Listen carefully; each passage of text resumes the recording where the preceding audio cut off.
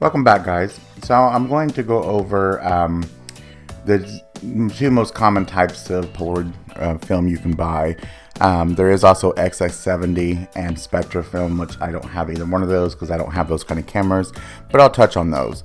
So stay tuned for the video. I'm going to show you the difference between these two. Alright, so the thing I wanted to touch on about this video, and it's going to be kind of a short video, is just the different types of film. These are the two most common kinds most people will buy.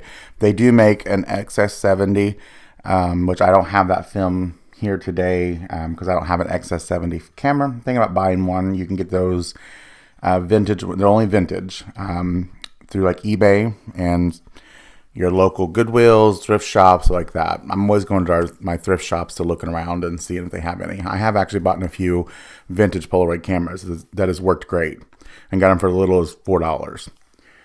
So the two main difference of these two films is the I-type is without a battery, and the 600 film and also like the Spectra film or the SX70 film all has a battery built in because the vintage old cameras did not use an external, a separate battery. The battery was relied on inside the film pack.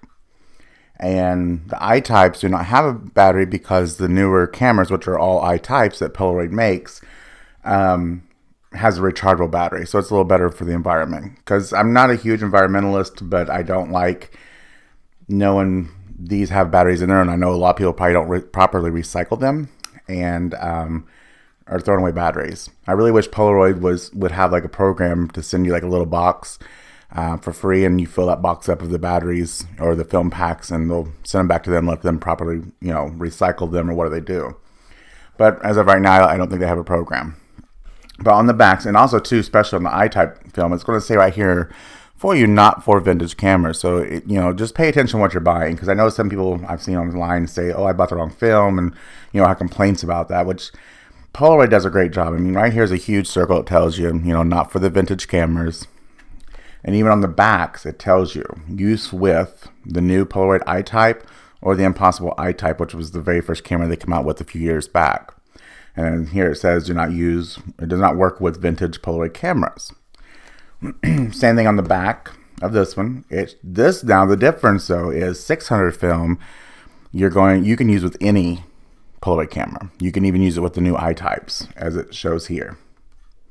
The only thing it cannot be used for is the XS70 or the Spectra system, because the Spectrum cameras were a little wider film than the 600 films. Now you can use the 600 films in the XS70, but you have to buy an ND filter, which is a neutral something filter, because it's the speed of the film is what's wrong. It's not XS70 film. I think it's only 100 iOS, and this is 600. That's why it's called 600 film. But just read the packaging. It's not that hard. But I'm just going to show you a little bit about the film real quick here. So you'll open the packages like this, and it's always good to look for the production date, which they always have them embossed into these packages. And it's always good to use the film within a year of the production date, because there's a lot of chemicals going on inside of these film that is going to eventually lose its chemical strengths and everything, and it's going to cause it to deteriorate. So you'll just open the film up like this,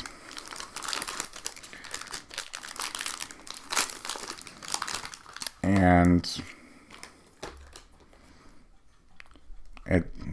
film pack looks like this. Now on like I said, the 600 film, here's your battery terminals.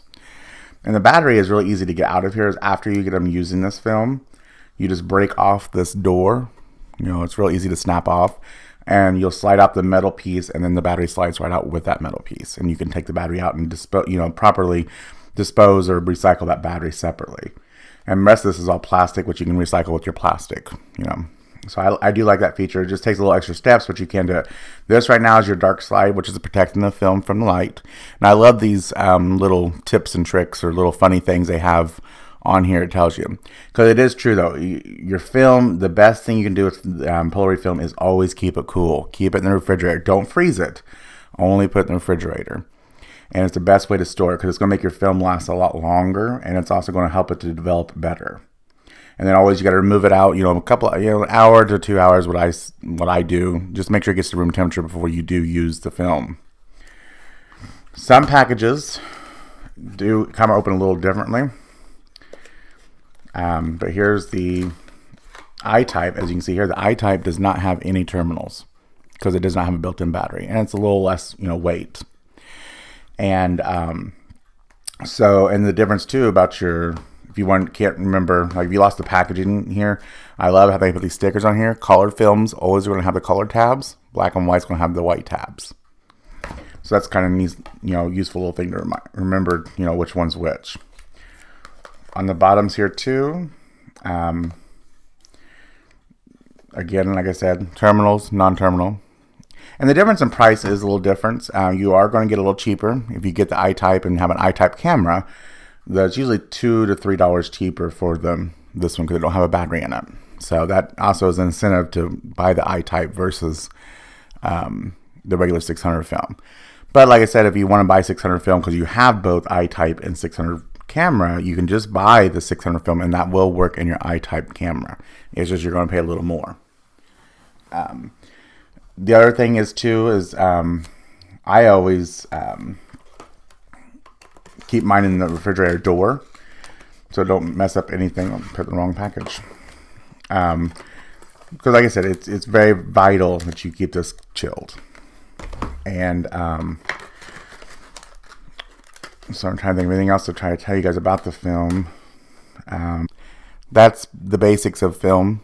Especially the Polaroid film, and I highly recommend you to always buy it directly from Polaroid Originals because you are getting the freshest film available to you. And because if you buy on Amazon and eBay, which I have, it is tempting because it usually is sometimes significantly cheaper, but sometimes only $4 or $5, which is that's quite a bit of difference when you're talking about film and having to have several packs of this. But you don't know how those warehouses or even individuals selling it, how they kept it stored.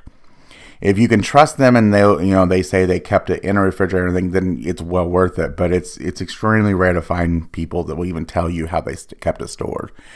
But Polaroid will properly store their film until they sell it, and then they also ship their film very quickly, and they also have a little thicker boxes and proper packaging to kind of keep the heat off of it. I mean, hopefully the Postal Service don't leave it out in the hot vehicle too long, but you're taking a lot less risk ordering it straight through Polaroid Originals versus, through any other seller.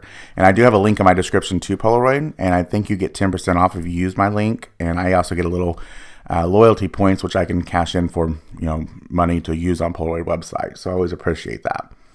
And another thing too, I know people's touched on recently too, is this year, 2018, they have improved their film dramatically. It's so much better than what it was in the past. I actually wouldn't even buy a Polaroid camera or film for the longest time because I'm like, I don't want to take a risk of only getting 2 or 3 shots to really turn out of a pack of film, which already cost $20 some for only 8, photos. So I didn't take the risk until I started seeing more and more reviews, especially like this year. They've really improved the film tremendously. Still needs some work, and they are constantly working on it. So, I mean, as time goes on and more people do buy it and they get more money, they are always changing the formula a little bit. What I read, I don't know how true this is, but what I've read and everything and heard, when they bought the factory from Polaroid, I think it was in 2008 or 10 or something like that, the last Polaroid factory, I think it was in Poland, Polaroid, for some reason, destroyed the chemistry recipe of how they made their film. And so, yes, the old original Polaroid film was really good. It developed very quickly. It was very reliable. But for some reason, they destroyed that formulation. So Polaroid Originals, or it used to be called Impossible Project when they first took it over, they had to start from scratch on that formulation. So that did really, cause a lot of problems. And, starting from scratch, you're always going to have a lot of issues and problems until they got it worked out. But like I said, they have vastly improved it, and you still occasionally might get a bad 1 or 2 frames, but it's pretty rare, and it's really improved. And the development time for black and white versus color is still quite a bit different. Black and white, I think it develops within 5 minutes, And Polaroid color says 10 to 15 on the back. Yeah, 5 to 10 for black and white, 10 to 15 for color. But it still does take for it to truly, like, you know, get all the colors right and to really come through. I would say it pushes close to 30 minutes to really, you know, really to really see that image come out. So it is kind of slow, and that's what I think they're working on now, is trying to formulate it to get faster. So we'll see how it goes down the road, but like I said, I really like their film. I'm a big supporter of them. I love Polaroid. Just how it looks. You can't beat the look of a Polaroid. You can't get it any other way. And you can't be a perfectionist with Polaroid. That's the beauty and the creativity of Polaroid. It's always going to have some blemishes. You're always going to have that milky look to it, which I like that. So, and the black and whites look amazing with their black and white film. So thank you guys for tuning in. And if you like this video, don't forget to give it a big thumbs up. Please check my description for links to Polaroid website and use that link, please. I really appreciate that. And I'll see you guys in the next video. Bye.